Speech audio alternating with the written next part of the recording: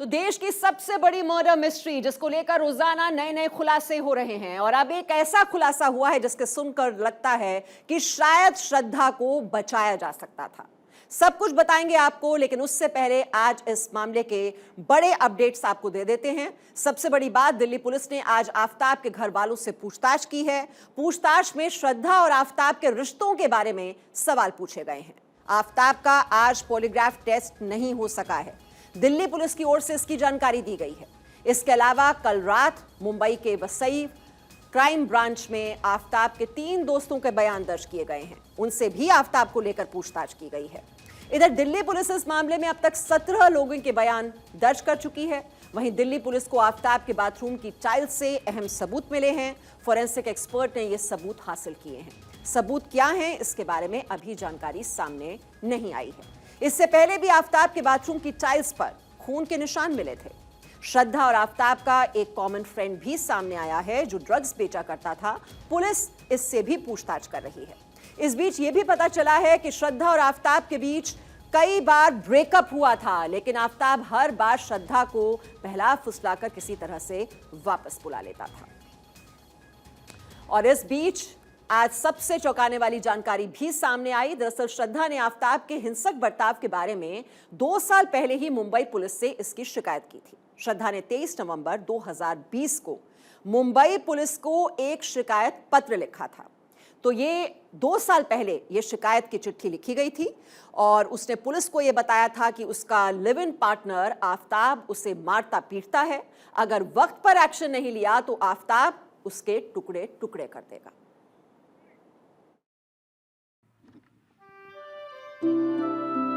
मैं श्रद्धा वॉकर, उम्र 25 वर्ष, आफताब पूनावाला के खिलाफ रिपोर्ट दर्ज कराना चाहती हूँ। आफताब मुझे गालियां देता है और बेरहमी से मारता है। आज आफताब ने मेरी हत्या करने की कोशिश की और मुझे मारा।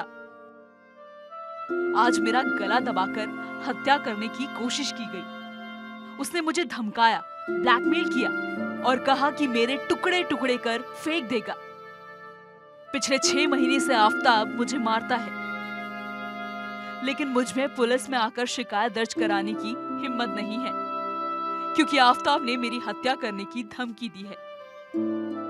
आफताब के माँ बाप को ये पता है कि आफताब मुझे मारता है और हत्या करने की कोशिश की। उन्हें ये भी पता है कि हम लिव इन रिलेशन में रहते हैं और सप्ताह के अंत में वो आफताब से मिलने भी आते हैं। हम शादी करने वाले थे और आफताब के परिवार का आशीर्वाद भी मिला, इसलिए हम अब तक साथ रह रहे थे। आज के बाद मैं आफताब के साथ नहीं रहना चाहती। अगर मुझे किसी भी प्रकार की शारीरिक क्षति पहुंचती है तो ये माना जाए कि ये चोट आफताब ने पहुंचाई है, क्योंकि आफताब ने मुझे कहीं भी दिख जाने पर हत्या करने की धमकी देकर ब्लैकमेल करता रहा है।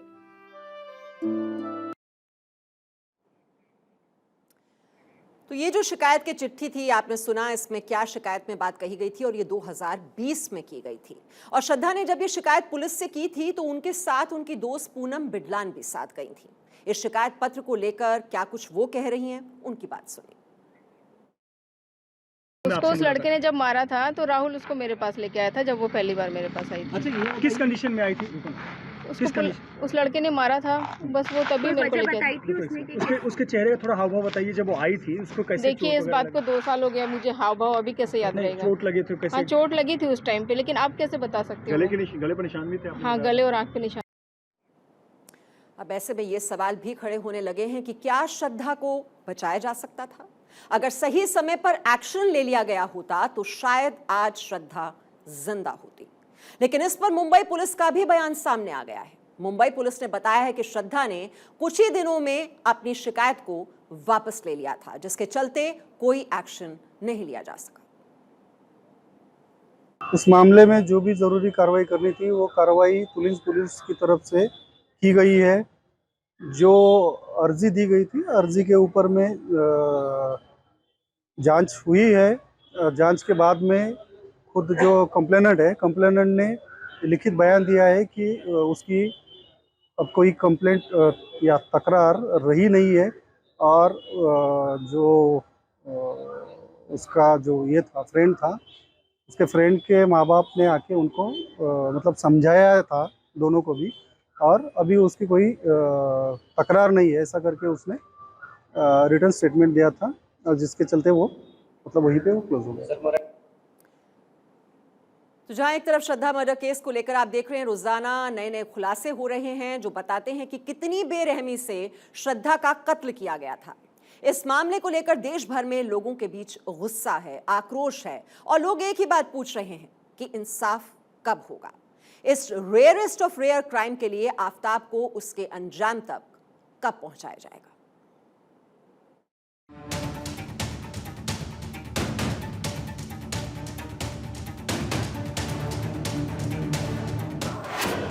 देश की सबसे बड़ी मर्डर मिस्ट्री पर सबसे बड़ी इन्वेस्टिगेशन,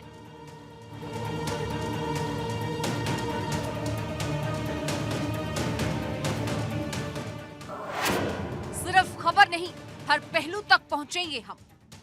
यही वो जंगल था जहां कुछ देर पहले दिल्ली पुलिस आफताब को लेकर आई थी। आफताब के खिलाफ सबूत इकट्ठा करने के लिए दिल्ली पुलिस मुंबई आई हुई है। आफताब पूनावाला का आज दिल्ली पुलिस ने प्री पॉलीग्राफ टेस्ट कराया। दिल्ली श्रद्धा मर्डर केस की कड़ियां जोड़ने के लिए दिल्ली पुलिस दिन रात मेहनत कर रही है। श्रद्धा से जुड़े हर शख्स से बात। तो उन्होंने एक बात का जिक्र किया था मुझसे कि बहुत जिम्मेदारियां हैं, तुम नहीं समझोगे। एक छोटी सी मुस्कान के साथ उन्होंने कहा था। क्योंकि ये श्रद्धा को इंसाफ दिलाने की लड़ाई है।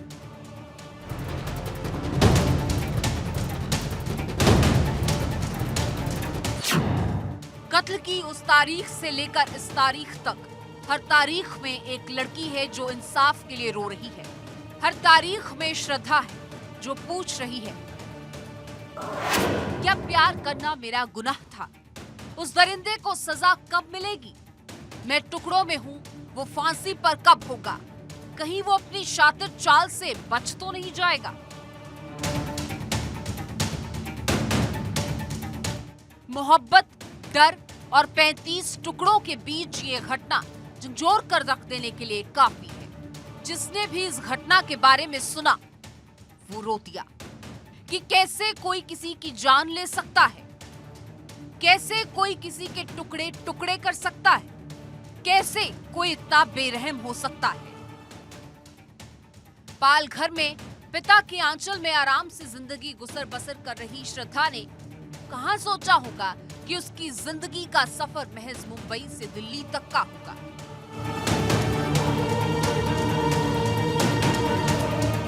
क्योंकि मजबूरियों ने ये जरूरी कर दिया था कि श्रद्धा मुंबई आए, अपने जीवन के साथ कुछ अच्छा कर सके। उसे मुंबई में नौकरी मिली और मिला आफताब। आज मीडिया की सुर्खियों में श्रद्धा के कत्ल की कहानियां हैं, लेकिन जब वो जिंदा थी तो अक्सर अपने दोस्तों से कहा करती थी कि उसे भी मीडिया में जाना है। खूबसूरत श्रद्धा को सब दोस्त 4G गर्ल कहकर पुकारते थे। उसके दोस्त उससे पूछते भी थे कि वो क्यों परेशान है, तो बस इतना ही कहती थी कि काफी जिम्मेदारियों का बोझ है उस पर, और ऐसा कहकर मुस्कुराती हुई चली जाती। वैसे तो हम प्यार से उसे 4G गर्ल या फिर पिक्सी कट गर्ल बुलाया करते थे, और वो अपने आप को शॉर्ट रिबेलियन कहती थी। शायद उसका कारण ये था कि रिबेलियन उसकी सोच थी ही, हाइट थोड़ी शॉर्ट थी और हेयर शॉर्ट थे। हमने कहा यार आप तो इंडिपेंडेंट हो अपनी लाइफ में, आपकी सोच रिबेलियन वाली है, और कहीं ना कहीं हम सब आपसे इन्फ्लुएंस होते थे, जो आपकी सोच आपके अपने सपनों के प्रति रही है, तो ऐसे में आपके ऊपर क्या जिम्मेदारी। तो उन्होंने एक बात का जिक्र किया था मुझसे कि बहुत जिम्मेदारियां हैं, तुम नहीं समझोगे। एक छोटी सी मुस्कान के साथ उन्होंने कहा था। कभी अपनी जिंदगी में जिंदा दिली की मिसाल रही श्रद्धा को मोहब्बत की सजा मिली। वो तो जिंदगी जीना चाहती थी, अपनी जिंदगी बसाना चाहती थी, लेकिन शातिर दिमाग आफताब उसकी जिंदगी में उसका सब कुछ बनकर आया और उससे सब कुछ छीन ले गया। आफताब ने श्रद्धा का गला दबाकर उसकी हत्या कर दी, शव के 35 टुकड़े किए, शव को रखने के लिए फ्रिज खरीदा और शव मिटाने के लिए वेब सीरीज देखी। बारी बारी से शव के टुकड़े जंगल में फेंके, खून साफ करने के लिए केमिकल का इस्तेमाल किया। हत्या के बाद कपड़े कूड़ेदान में डाले। जिस घर में हत्या की उसी घर में रहा। हत्या के बाद दूसरी लड़की को भी घर बुलाया। आफताब श्रद्धा की हत्या के बाद भी कई बार लड़की को रूम पर लेकर आया। इससे ये पता चलता है कि श्रद्धा की हत्या के बाद भी आफताब नॉर्मल जिंदगी जी रहा था, अन्य लड़कियों के साथ लगातार मिल रहा था। इससे पहले भी यह बात सामने आई कि श्रद्धा की हत्या के बाद आफताब एक लड़की को लेकर अपने फ्लैट पर आया। साइकोलॉजिस्ट बताई जा रही ये लड़की बम्बल ऐप के जरिए उसके संपर्क में आई और फ्लैट में जब वह इस लड़की के साथ इश्कबाजी कर रहा था उस समय भी फ्रिज में श्रद्धा के शव के टुकड़े रखे हुए थे। फिलहाल आफताब को सजा दिलाने के लिए पुलिस दिन रात एक किए हुए है, लेकिन पुलिस के हाथ अब तक इकबालिया बयान है तो वहीं कुछ सबूत जो जांच की आंच से गुजर रहे हैं। अब क्या मिला और क्या नहीं, ये भी आप जान लीजिए। पॉलिथीन बैग जो गायब बताए जा रहे हैं, खून के छींटे साफ कर दिए गए हैं, जुर्म के कपड़े गायब कर दिए गए हैं, इलेक्ट्रिक आरी गायब है, श्रद्धा का फोन भी गायब है, सीसीटीवी फुटेज मौजूद नहीं है, श्रद्धा के ही अवशेष ये कंफर्म नहीं है, सिर धड़ का हिस्सा ये भी कंफर्म नहीं है।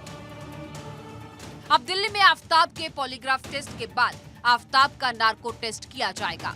उम्मीद ये है कि होश में आने के बाद प्लान के तहत जवाब देने वाला आफताब बेहोशी में कुछ राज जरूर उगलेगा।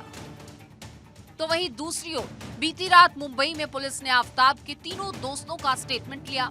वसई माणिकपुर के डिटेक्शन ब्रांच में आफताब के दोस्तों से पूछताछ हुई, जिसके बाद तीनों दोस्तों ने बाहर निकलते समय अपना मुंह छुपा लिया, किसी से बात नहीं की और वापस चले गए।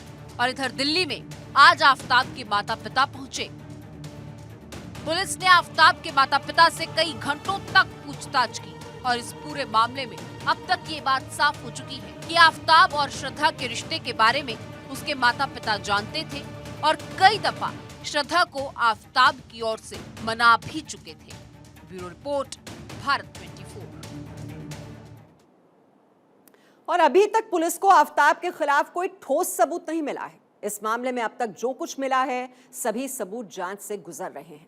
हालांकि पुलिस के सामने अपना जुर्म कबूलने वाले आफताब ने साकेत कोर्ट में भी अपना गुनाह कबूल किया है, लेकिन इस इकबालिया जुर्म में भी आफताब के बचने की एक आखिरी कोशिश नजर आती है। मतलब कहीं वो आफताब का प्लान बी तो नहीं है। कल कोर्ट रूम में क्या कुछ हुआ था एक बार वो आपको एक बार फिर से याद दिला देते हैं। तो कोर्ट में क्या हुआ था, कोर्ट की ओर से यह सवाल पूछा गया था, आपके पॉलीग्राफ टेस्ट के लिए इजाजत मांगी गई है। तो कोर्ट में जब आफताब को पेश किया गया तो क्या कोर्ट की ओर से सवाल किए गए थे, क्या आप इसके लिए तैयार हैं, क्या आप पॉलीग्राफ टेस्ट के लिए तैयार हैं? तो आफताब का जवाब आया, जी मैं पॉलीग्राफ टेस्ट के लिए तैयार हूं। उसके बाद कोर्ट ने पूछा, आपने श्रद्धा का कत्ल क्यों किया, मकसद क्या था, वजह क्या थी? और फिर जवाब जो आफताब की ओर से दिया गया, हमारे बीच झगड़ा हुआ था, उसने मुझे उकसाया और हीट ऑफ द मोमेंट में आकर मैंने ऐसा किया, यानी कि मैं गुस्से में आ गया और मैंने ये कत्ल कर दिया। ये जवाब था आफताब का। तो झगड़े की बात उसने कही कि झगड़ा हुआ और हीट ऑफ द मोमेंट में उसने कत्ल कर दिया। कोर्ट ने कहा, सारे सबूत क्यों नहीं मिल रहे हैं, आप जांच में कोऑपरेट नहीं कर रहे हैं, सहयोग नहीं कर रहे हैं। तो आफताब का जवाब था, मैं पुलिस के साथ पूरी तरह कोऑपरेट कर रहा हूं। तो कोर्ट रूम में क्या कुछ कल हुआ था वो आपको सारी जानकारी एक बार फिर से याद दिला रहे हैं। आफताब की ओर से कहा गया, मैं सब कुछ एक बार में याद नहीं कर पा रहा हूं, लेकिन जैसे जैसे मुझे याद आएगा वैसे वैसे मैं बताऊंगा। एक बार में मैं सारी बातें नहीं बता सकता, मुझे वक्त लग रहा है, मैं एक बार में नहीं बताऊंगा, लेकिन धीरे धीरे मैं कोऑपरेट करने के लिए तैयार हूं, सारी जानकारी दे दूंगा। फिर पुलिस की ओर से कहा गया, सबूत जुटाने के लिए उसे साइट विजिट कराना है, रिमांड बढ़ाई जाए। तो पुलिस ने रिमांड बढ़ाने की बात कही और कोर्ट ने कहा, ठीक है, 4 दिनों की रिमांड बढ़ाई जाती है। तो अब रिमांड जो है वो आफताब की बढ़ा दी गई है। तो और जानकारी उससे उगलवाने की कोशिश की जा रही है। आफताब ने कहा, कृपया मुझे मेरे परिवार से मिलने दिया जाए। तो परिवार से मिलने की उसने इजाजत मांगी और कोर्ट ने कहा, ठीक है, कोर्ट इसकी इजाजत देती है। तो ये कोर्ट रूम में क्या हुआ था, ये सारी जानकारी अभी अभी आपने देखी और आफताब को इजाजत दे दी गई, वो परिवार वालों से मिलना चाहता है तो मिल ले। वहीं आफताब के इकबालिया जुर्म को सपोर्ट करने के लिए पुलिस को ठोस सबूत चाहिए, जिसको ढूंढने के लिए पुलिस ने आफताब के घर से लेकर जंगल जंगल तक खाक छानी है। दिल्ली समेत 5 राज्यों तक ये जांच चल रही है।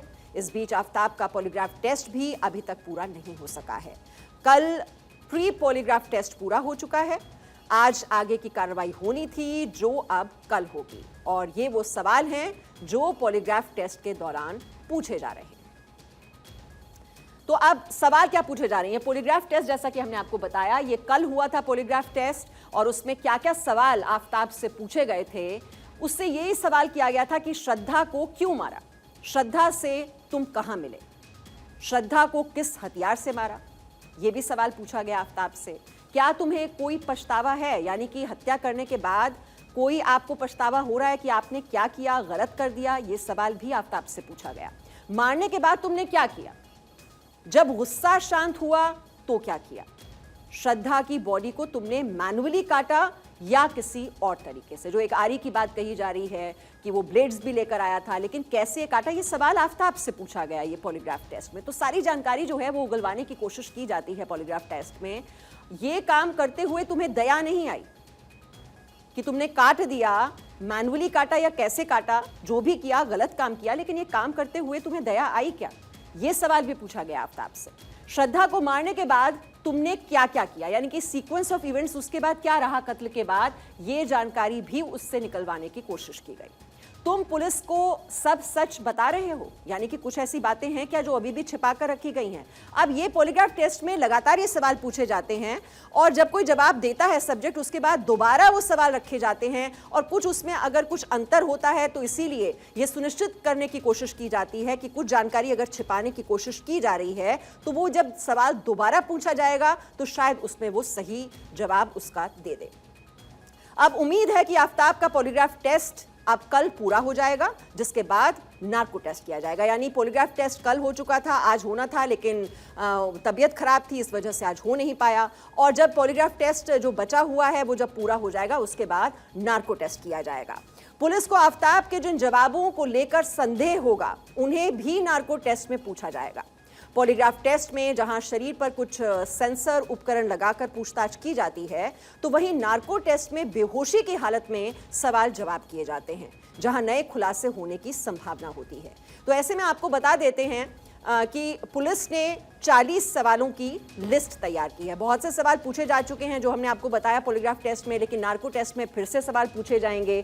पुलिस ने 40 सवालों की ये लिस्ट तैयार की है, और नार्को टेस्ट में ये सवाल पूछे जाएंगे कि क्या तुमने श्रद्धा की हत्या की है, तुमने श्रद्धा को कब मारा, तुमने श्रद्धा को क्यों मारा, तुमने श्रद्धा को कैसे मारा, क्या तुमने श्रद्धा का गला घोटा था, शरीर के कटे हुए हिस्सों को कहां कहां फेंका, क्या तुमने मर्डर वाले दिन ड्रग्स ली थी, मर्डर के बाद तुमने फ्लैट कैसे साफ किया, क्योंकि कहा जा रहा है कि केमिकल्स का इस्तेमाल किया गया था, तो क्या क्या इस्तेमाल किया गया फ्लैट को साफ करने के लिए, तो ये सवाल भी आफताब से पूछे जाएंगे।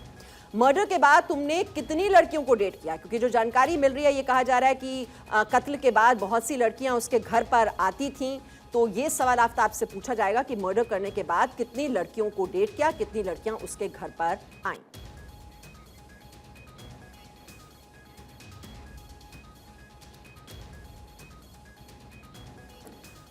और वहीं इससे पहले कल और आज दिल्ली पुलिस आफताब के फ्लैट पर भी पहुंची जहां कत्ल किया गया था। पुलिस उस फ्लैट में लगातार क्राइम सीन को रिक्रिएट कर सबूत तलाशने की कोशिश कर रही है। आज दिल्ली के छतरपुर वाले फ्लैट पर पहुंची पुलिस को उम्मीद है कि इस फ्लैट से कुछ न कुछ ऐसा मिल सकता है जो अब तक पुलिस और फोरेंसिक टीम की नजरों से शायद अब तक बचता रहा हो। इससे पहले कल पुलिस आफताब को उसी फ्लैट में लेकर पहुंची थी और एक एक सीन को बारीकी से समझा गया था। बाथरूम से लेकर घर के एक एक कोने में क्राइम सीन को रिक्रिएट किया गया। श्रद्धा की हत्या कैसे हुई इसका पता लगाने की कोशिश की गई। इस दौरान पुलिस ने देखा कि आफताब के बेडरूम में अब भी श्रद्धा की तस्वीरें लगी हुई हैं। आफताब के घर से पुलिस को श्रद्धा के कुछ कपड़े भी मिले हैं, जिन्हें अब फोरेंसिक लैब भेजा जाएगा।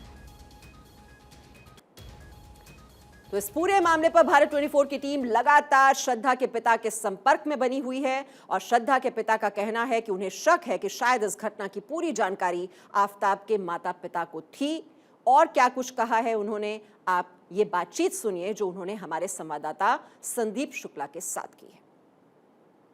संतुष्ट हैं आप, जो इंक्वायरी चल रही है उससे संतुष्ट हैं कि कुछ और चाहिए?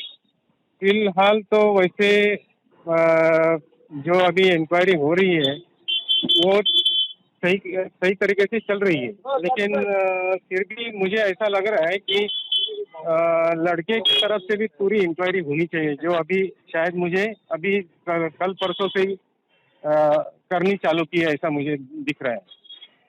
वो पहले से नहीं हो पाई। अच्छा, पुलिस वाले कुछ बोल रहे हो, कुछ पुलिस वालों से जो बातचीत हुई हो जिसमें कि मदद क्या हो रही है? मैंने पुलिस वालों से ही मैं डिमांड कर रहा हूँ कि मुझे पूरी इंक्वायरी होनी चाहिए, ऐसे मुझे तो बोल रहे हैं कि वो तो हम लोग कर ही रहे हैं, लेकिन थोड़ा कॉन्फिडेंशियल होने से हम लोग ये ओपन नहीं कर पाते, ऐसा मुझे जवाब दे रहे हैं। जी। अच्छा, श्रद्धा जो है अपनी माँ से बहुत अटैच थी, आपसे बहुत अटैच थी, क्या मतलब किस तरह की मतलब यादें रही होंगी कि उस समय की जो?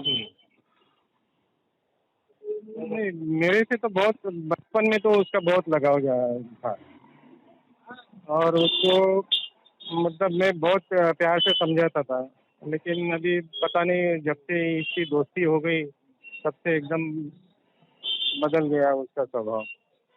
आपकी सुनती ही नहीं थी? जी, अब जब से मतलब उसका ये लड़का जब मिला उसके बाद ये सब चेंज हो गया। अच्छा, आफ्ताब के घर भी तो आप गए थे ना, आफ्ताब के माता पिता का स्वभाव कैसा था? नहीं, माता पिता तो पहले मैंने जब भी कोशिश की शुरू में तब वो मिले ही नहीं, और वो न कभी मिलने की कोशिश की। तभी उसका भाई ने मुझे जवाब दिया कि यहाँ आना ही नहीं, यहाँ पैर नहीं रखने का, ऐसा बर्ताव किया। श्रद्धा के परिवार को इंसाफ मिलना चाहिए और इस लड़ाई में भारत 24 लगातार उनके साथ खड़ा रहेगा। और इस बीच एक और बड़ी खबर मिल रही है, तमिलनाडु के कोयम्बटूर में एनआईए का एक्शन। एनआईए ने 2 संदिग्धों को हिरासत में लिया। पोटेशियम नाइट्रेट समेत कई केमिकल खरीदे थे। केमिकल उत्पाद की ऑनलाइन खरीदारी की गई थी। दोनों संदिग्धों का बैकग्राउंड खंगाल रही है एनआईए। तो केमिकल उत्पादों की ऑनलाइन खरीदारी की गई थी, यह जानकारी सामने आई है। दोनों संदिग्धों का बैकग्राउंड खंगाला जा रहा है। और इस बीच आपको एक और जानकारी दे दें, गुजरात में कांग्रेस को लगा है झटका। यूथ कांग्रेस के 25 कार्यकर्ताओं ने इस्तीफा दे दिया है। तो बड़े बड़े नेता तो पहले ही छोड़ चुके हैं कांग्रेस का दामन, बीजेपी में शामिल हो गए थे। और इस बीच ये बड़ी जानकारी, यूथ कांग्रेस के 25 कार्यकर्ताओं ने भी इस्तीफा दे दिया है। तो चुनावों से पहले ये बड़ा झटका कांग्रेस को।